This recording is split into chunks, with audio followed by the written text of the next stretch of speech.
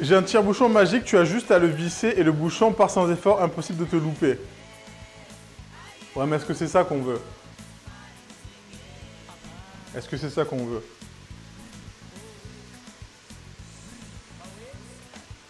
C'est comme si tu me dis, tu peux acheter déjà des pommes prédécoupées. Elles sont déjà bien coupées. Et c'est impossible de te louper vu qu'elles sont coupées. Donc là, je répète, on a mis le bœuf qu'on a fait colorer premièrement. On rajoute nos oignons, carottes. Il y en a qui mettent du céleri. Moi, j'aime pas trop le céleri, donc j'en mets pas. Et de l'ail. Une belle gousse d'ail. Et là, on n'hésite pas, là, la viande, à la séparer un petit peu.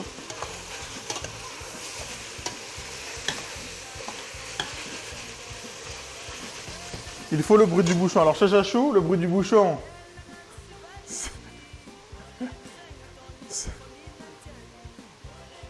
c'est pour les autres. Ce tas d'oignons, je suis amoureuse de cette casserole. Non, le bruit... Alors, en restauration, le bruit du bouchon, on ne le fait pas. En fait, on dévisse... En fait, on enlève le bouchon... Attendez, je vais me... Jusque 3/4 et on le finit à la main. Alors, la technique, c'est... Je vous montre, c'est tout un rituel, le vin. Mais ça, c'est dans les... Nous, on a pris ça au lycée hôtelier. C'est quand tu es dans des gastros, dans des restos haut de gamme, tu connais. Donc, tu as ta bouteille de vin toujours face au client. On débouche 3/4. Je vous montre, c'est technique. Donc, tu as ton... Attendez, je vais remettre le bouchon. C'est tactique, hein. Mais vous me direz si vous prenez une bouteille de vin, si ça se passe comme ça ou pas. Donc, en fait, tu as ton bouchon qui est jusque là. Le truc, c'est que tu vas le prendre. Pour pas faire de bruit, tu fais ça. Donc, tu l'enlèves discrètement, tac. Tu poses la bouteille de vin. C'est technique. Tu te retournes. Tu fais un tour sur toi-même. Tu sens si c'est bouchonné. Et après, tu dévisses. Tu reposes le bouchon à côté et tu serres. Le torchon après. Donc, pour ne pas sentir devant le client le bouchon, pour savoir si ton vin est bien ou pas ou bouchonné, donc tu fais ça. Tourne, tu dévisses, tac, tac, tu poses le bouchon et tu vas servir ton client. C'est juste pour éviter de sentir le bouchon devant le client. C'est pas fifou, quoi. Mais voilà. Et le torchon, donc ça s'appelle un lito. Un lito, dans le jargon. Vous servez et vous avez votre lito pour la petite goutte là. Tac. On sert toujours vers la droite. Si on est droitier, on sert par la gauche. Si on est gaucher. Les femmes d'abord. La bienséance.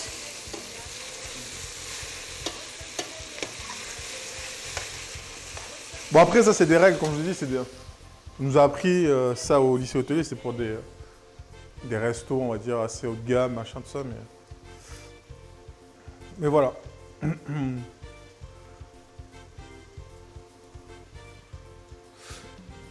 Rien à voir, j'ai tellement galéré pour ouvrir les bouteilles que le bouchon a explosé ou carrément dans la bouteille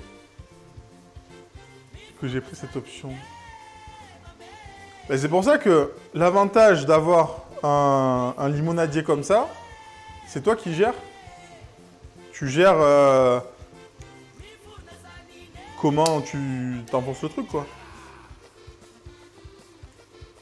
J'ai jamais compris comment c'était possible que le client qui dise que le vin était bouchonné, ça se sent sur le bouchon comme tu viens de montrer. Alors Chester,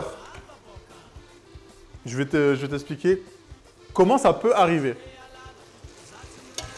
Parce que ça nous est arrivé une fois.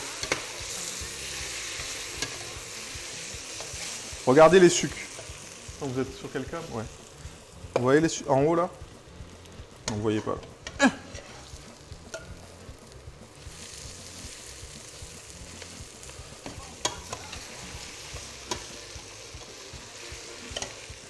Parce que c'est un stagiaire qui nous a servi du vin. Je dois ouvrir ces bouteilles de vin dans l'année encore. C'est déjà bien. Moi, j'en ouvre pas beaucoup. Je suis pas fan du vin. Stagiaire, il nous sert le vin. Et il me dit, on lui dit, c'est bouchonné. Et lui, il savait pas trop, tu vois, vu qu'il commençait. Et du coup, il a dû demander au sommelier. Et effectivement, il était. Ok, on déglace.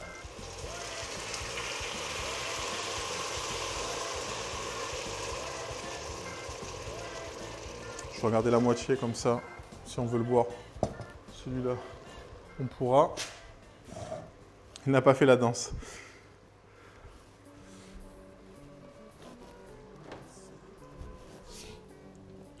Après, il y a des vins, si tu les sens pas, même avec l'odeur, tu sais, des fois tu sais pas. Sur des vieux vins, des fois, tu peux avoir des doutes.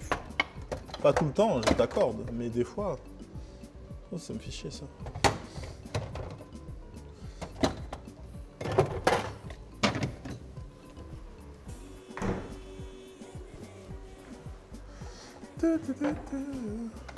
Allez, là, on est sûr. Et là, ce qu'on va faire, on a déglacé, et là, on va venir gratter le fond de la casserole pour décoller les sucres. Donc, tout ça, là. On va laisser réduire le vin. Je vais aller mettre... j'ai du thym qui traîne, je crois. Ouais, j'avais un peu de thym. Si vous avez un petit bouquet garni, c'est bien. On va mettre le thym direct, on enlèvera les branches après comme on fait d'habitude. Donc là, on laisse réduire le vin et après on ajoutera nos tomates. Si vous avez des... Ah putain, mais je crois qu'il me restait un fond de sauce tomate. Oui. Il me reste un fond de sauce tomate, je vais rajouter ça aussi. Quelqu'un dit de vin, il faut pour déglacer. Alors là, j'ai mis à l'œil. Hein. Là, tu me demandes les quantités. Là, j'ai mis à l'œil, là, j'ai mis... Attends, j'ai mis la moitié de la bouteille. J'ai dû mettre 25 centilitres. Non, même pas la moitié. Ouais, là, j'ai mis 25 centilitres à peu près. Après, ça, c'est pareil, c'est selon vos goûts. Si vous aimez bien le goût prononcé du vin, vous en mettez plus. Si vous n'aimez pas ça, vous en mettez pas du tout. En sachant que ouais, ça va concentrer les goûts. On fait réduire et après on rajoute notre tomate. C'est pareil, c'est un truc que j'essaye de... Bah après c'est compliqué aussi quand on fait pas forcément de cuisine. Ce que j'essaie d'expliquer, dans la cuisine, hein, en général, la pâtisserie, c'est à part. C'est... Il n'y a plus de batterie déjà? Oui, ça s'éteint, c'est qu'il n'y a plus de batterie. Je vais recouvrir après la viande. Je vais d'abord mettre la tomate et couvrir. Et salut, vois.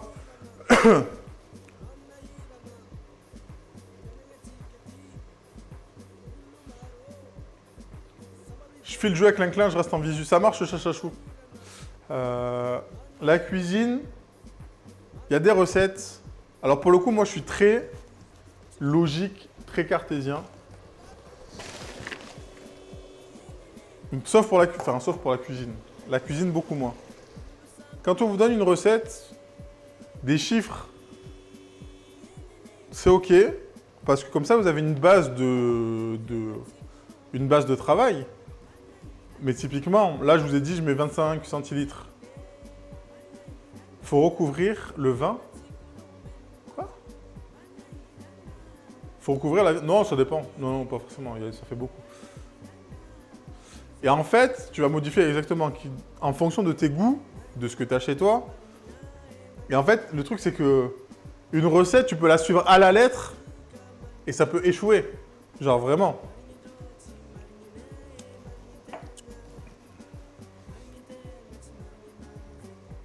Et donc, du coup, il faut que vous ayez cette fibre en mode OK, il me dit ça, mais j'analyse ce qui se passe.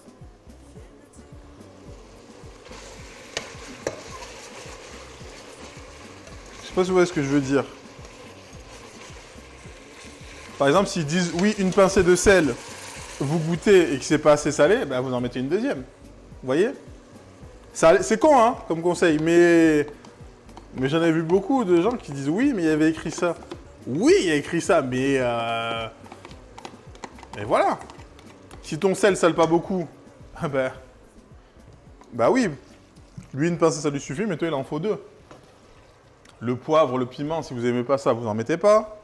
Si vous voulez remplacer des épices, enfin, faut être juste, même pas forcément créatif, juste comprendre ce que vous faites. C'est pas forcément créatif, c'est vraiment juste comprendre ce que vous faites en cuisine. Si vous dites de faire cuire 45 minutes, typiquement, ça, les temps de cuisson, parce qu'on me demande beaucoup sur le stream. On me demande toujours les temps de cuisson. Oui, combien de temps tu as fait cuire ça? Et je comprends qu'il vous faut des repères. Mais des fois, ça peut varier du simple au double. La puissance de votre four, de votre feu, si c'est du gaz, ça c'est mon petit cookie. On va le laisser refroidir. Ah, mais putain, on a une mise au point auto à chaque fois. C'est pour ça que je me suis dit, ça bouge tout le temps.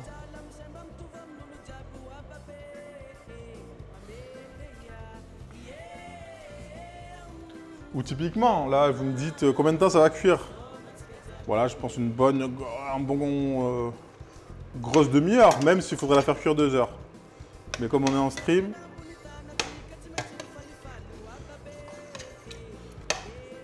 ça va dépendre de la qualité de vos légumes, de la viande, de comment vous les coupez. Il y a tellement de paramètres que voilà. Sel, poivre. Bon, pareil, le sel, faites attention. Pas trop salé. Tac. Moi, je mets un peu de curry, parce que j'aime bien ça. Vous n'êtes pas obligé. Évidemment, c'est propre ça ou c'est sale? C'est sale.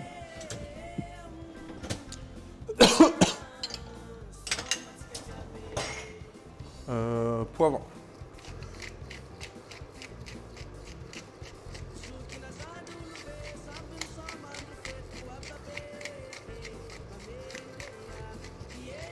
Voilà, moi c'est ce que je veux apprendre à la cuisine, c'est les recettes c'est bien, réfléchir c'est mieux.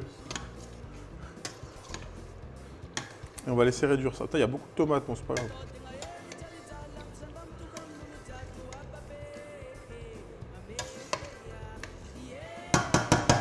Ok, on va baisser un peu le feu. Et ça c'est pareil, on suivait. Oui, typiquement je disais en temps de cuisson, je suis à la bourre. T'inquiète pas, je suis à la bourre de ouf aussi. Hein. J'ai commencé il n'y a pas longtemps, il n'y a même pas 1 heure. C'est par exemple, on vous dit il y a 45 minutes de cuisson. Il y a des gens qui mettent le timer sur 45 et qui vont voir à partir de 45. Allez voir au bout d'une demi-heure. Première fois que j'ai voulu faire des crêpes, je demande à ma mère, elle me répond tant d'œufs pour la farine, le lait, et elle me dit à l'œil, inutile. Je dis que faites par moitié spéciale. Ben, après, elle a raison à l'œil. La taille de tes œufs. Si tu fais sur une petite quantité, c'est pas grave, mais imagine tu fais des crêpes pour 1 litre de lait, elle te dit il faut mettre 6 œufs. T'as des petits œufs, t'en mets 6. T'as des gros œufs, t'en mets 6. T'as une diff de 2 œufs facile. Donc au final, ta farine c'est pareil. Selon que ça soit un type de farine, elle absorbe plus ou moins. Et au final, après, ça n'a plus rien à voir. C'est pour ça. Toi, tu regarderas, hein. En tout cas, enfin, moi.